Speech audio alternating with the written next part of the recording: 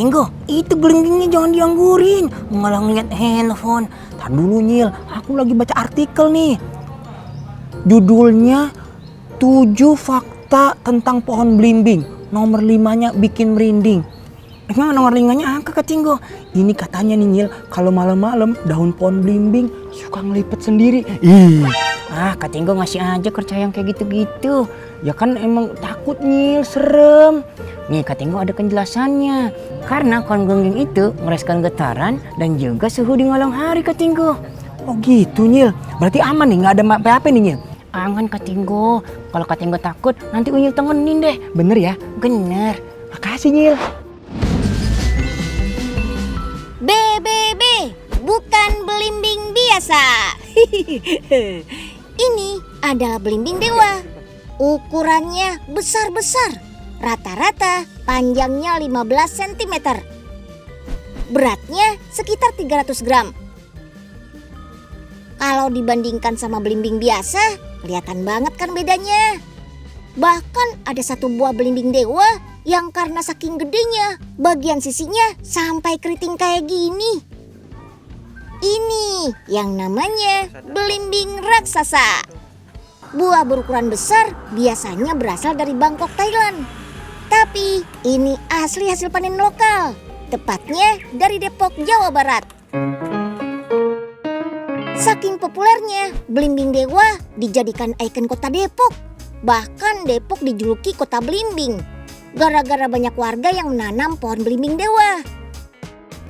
Sesuai ukuran buahnya, pohon belimbing dewa juga tinggi besar, bisa sampai 12 meter. Bisa berbuah sepanjang tahun, tidak mengenal musim. Kalau dibikin challenge aja gimana?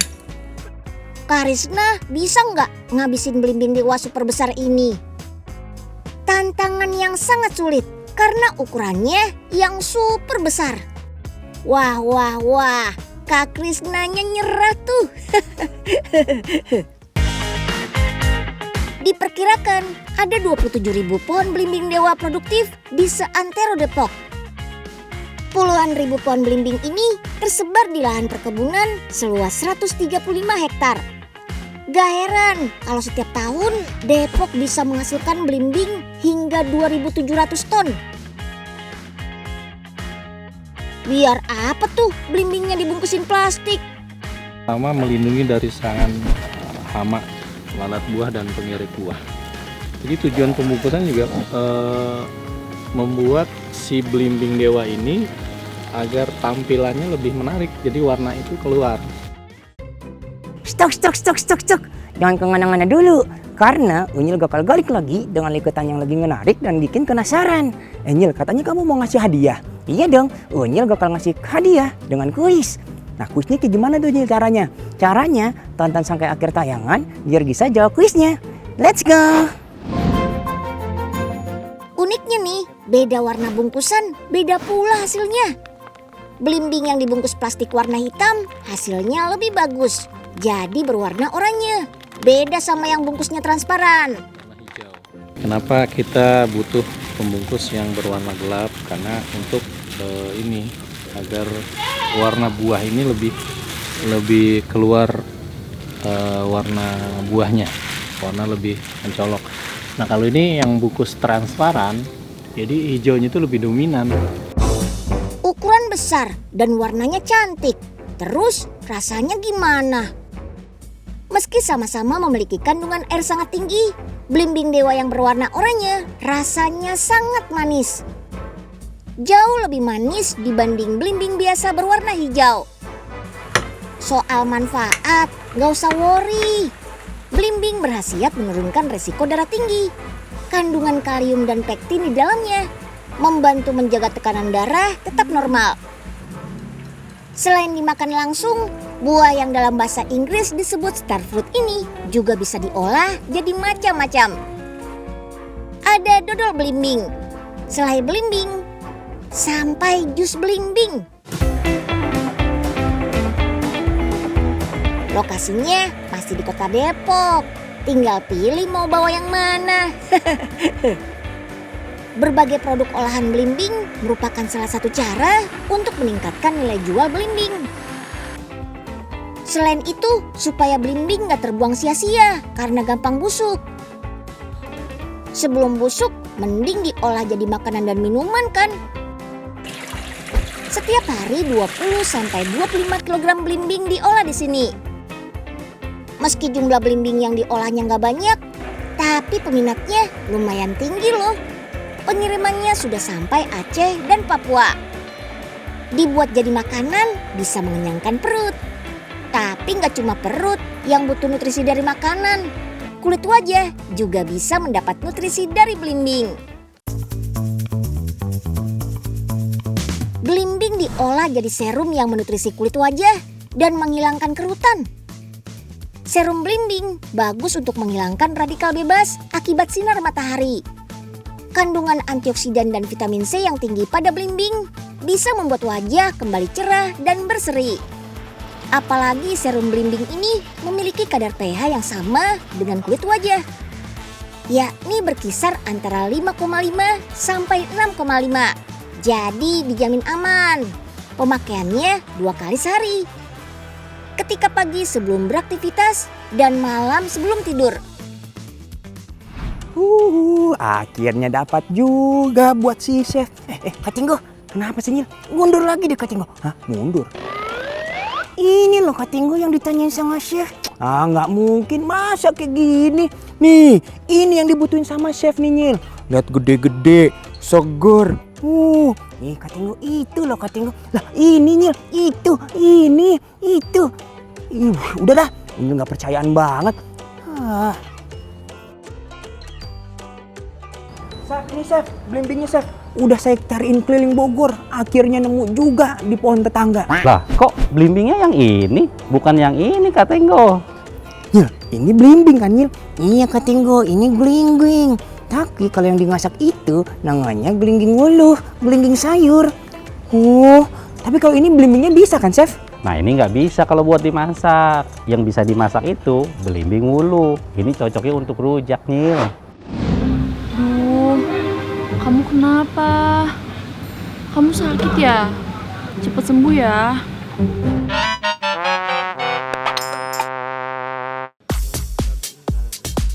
Problem penyakit pada tanaman gak cuma dialami oleh petani. Penggemar tanaman hias juga sering mengalami tanaman kesayangannya gak sehat. Solusinya bisa ke dokter. Bukan dokter biasa, tapi dokter tanaman. Yap, bukan cuma manusia dan hewan saja. Tanaman juga ada dokter khususnya nih. Dokter tanaman ini juga ada kliniknya loh. Cuma jumlahnya masih sangat terbatas. Biasanya sih bisa dijumpai di kampus-kampus. Salah satunya klinik tanaman yang terdapat di Institut Pertanian Bogor ini. Layaknya seorang pasien, tanaman yang sakit dibawa ke klinik untuk diobati.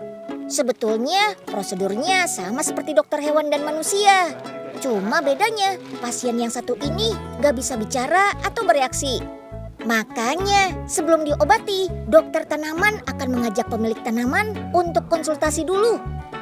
Lalu dokter tanaman akan mendiagnosis penyakit yang diderita. Identifikasi bisa dilakukan dengan pengamatan langsung.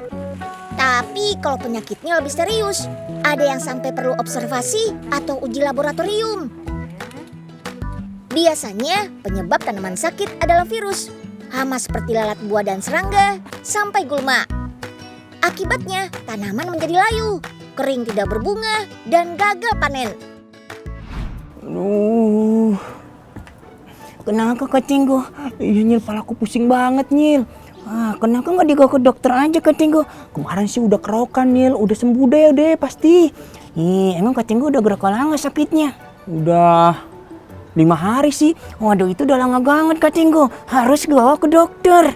Aduh, aku takut disuntik Nyil. Nih, udah gede takut disuntik. Lagian kan nggak selalu harus disuntik Kak Tinggo. Ya udah, aku mau ke dokter deh. Asal dokternya cantik. Ya Kak Tinggo giliran kayak gitu aja cekut. Ya gimana Nyil? Ya udahlah, mending dokternya gua tanaman aja. Hah? Tanaman emang butuh dokter Nyil? Gua butuh Kak Tinggo. Kayak gimana Nyil? Nih, mending lihat aja liputannya. Check it out. Bukan cuma diperiksa di klinik layaknya dokter pribadi, dokter tanaman juga bisa dipanggil ke rumah-rumah loh, seperti Dokter Evi ini. Selamat pagi. Selamat pagi, dengan klinik tanaman. Betul, ini klinik tanaman. Ada yang bisa kami bantu, Pak? Jadi ada tanaman saya yang sakit dan berbeda dengan tanaman yang lainnya. Oke, sore nanti kami bisa mengunjungi tempat Bapak. Oke, baik, akan kami tunggu. Terima kasih. Hanya saja jangkauan kunjungan dokter tanaman masih terbatas. Baru di sekitar wilayah kota Bogor dan sekitarnya saja. Kliennya sih berasal dari berbagai kalangan. Mulai dari penggemar tanaman sampai petani kebun. Kalau mengobati tanaman di kebun, tanaman yang sakit bukannya diobati biar sembuh. Tanaman sakit bakal dipisahkan dari tanaman yang masih sehat, supaya penyakitnya nggak menular. Mau berobat tapi tinggalnya bukan di Bogor. Tenang, dokter tanaman IPB ini punya inovasi lain berupa klinik keliling. Dengan mobil ini, dokter tanaman bisa menjangkau hingga ke pelosok Pulau Jawa. Kalau boleh tahu keluhannya apa ya? Oh, kurang wangi. Layu. Terus udah berapa lama? Oh, sudah 3 hari. Ini udah butuh pengobatan lanjut ini. Aduh, kalau Katinggo udah kayak gini udah males banget deh. Halu terus. Katinggo udah yuk halunya, udah. Unyil, ini aku lagi ada pasien butuh pengobatannya. Aduh, Katinggo. Ya udah, nanti saya resepin obatnya, langsung bisa ditebus di depan ya. Aduh, udah deh daripada ngeliat Katinggo halu begini, mending kita balik lagi ke likutan yang lainnya yuk.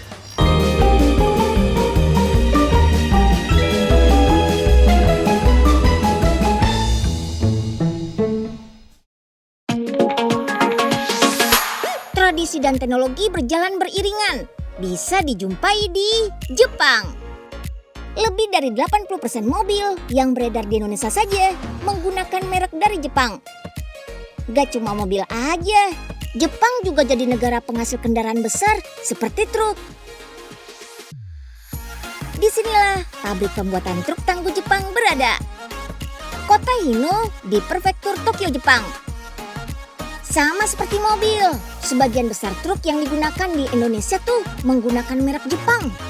Sejak tahun 70-an, truk merek Jepang banyak digunakan di Indonesia karena truk produksi Amerika. Gak ada yang setirnya di kanan. Jadi, selain karena kualitasnya tangguh, truk Jepang sesuai dengan kebutuhan Indonesia. Sampai sekarang sih, Indonesia memang belum memproduksi truk sendiri. Tapi kalau versi mininya yang berbentuk sama persis kayak truk beneran, bisa dong. Memanfaatkan bahan kayu bekas, jadilah miniatur truk buatan Nganjuk, Jawa Timur. Semakin banyak yang dibuat dari kayu, berarti makin banyak limbahnya ya Nyil ya? Betul, Katinggo. Tapi Katinggo tahu nggak daerah mana yang menghasilkan banyak limbah kayu? Daerah mana Nyil? Yang pertama itu ada di Kalimantan Timur, yang kedua di Kalimantan Tengah, dan ketiga ada di Riau. Waduh, bahaya Nyil ya. Tapi aku tahu limbahnya itu yang berbentuk kayu bulat kan Nyil? Betul, 100 got Katinggo. Makanya Unyil seneng banget ada orang yang bisa memanfaatkan dari limbah kayu Katinggo. Luar biasa ya Nyil ya. Miniatur truk ini dibuat oleh Kakaton. Awalnya sih cuma bikin mainan untuk anaknya. Namun miniatur truknya ini diminati konsumen. Jadi deh, mulai diperjualbelikan sejak 2019. Untuk membuat miniatur truk dari limbah kayu ini, biasanya beberapa proses dilakukan. Mulai dari potong-potong kayu, lalu dibentuk jadi truk. Dilem, dirakit, dan dipaku rangkanya. Next, dirapikan dengan cara diamplas. Terakhir, tinggal dicat deh. Wah, benar-benar mirip kan? Miniatur truk ini dibuat sedetail mungkin mirip dengan truk asli. Jenis limbah kayu yang digunakan diantaranya ada kayu mahoni, sengon, dan jati. Asal limbah kayunya berasal dari pabrik furniture yang ada di wilayah Gresik, Jawa Timur. Miniatur truk buatan Kakaton ini pemasarannya sudah hampir ke beberapa daerah di Indonesia loh. Biasanya dipasarkan secara online ataupun dijual ke toko-toko yang ada di sekitaran Jawa Timur. Truk mainan dari kayu bekas berubah jadi makin seru di tangan komunitas miniatur truk. Tuh lihat, miniatur truk di sini dilengkapi dengan sound system. Komunitas yang sudah ada sejak 2016 awalnya terbentuk karena memiliki hobi yang sama. Setiap Sabtu malam, komunitas ini saling adu kreativitas tuh. Mulai dari suara sound system, warna-warni truk, hingga kelap-kelip lampu truk. Wih, keren kan? Gimana ya cara memasang sound system di miniatur truk? Pertama, pasang akinya. Sambungkan ke power. Terakhir, speaker diikat di atas truk. Biar speakernya aman, gak terjatuh. Truk siap beraksi. Bisa jadi koleksi, dipajang, atau buat lahan mencari cuan, semua bisa. Ih Kak Tinggo, serem banget ya kalau kita nonton berita tentang kecelakaan truk. Iya ya Nyil ya, kok bisa sih truk kecelakaan? Nih biasanya Kak Tinggo, karena remnya blong, muatannya berlebihan, dan juga ngining kerawatan. Terus selain rem, nah gannya juga tuh Kak Tinggo harus dicek terus karena bisa tergelincir. Sudah sampai. Oh, udah sampai mana nih Pak? Ih Kak Tinggo malah tidur, aku cerita kanjang-kanjang udah sampai ke utara. Ya kan artinya Unyil dongengnya bagus sampai ketiduran aku. Ih malah dikata dongeng lagi.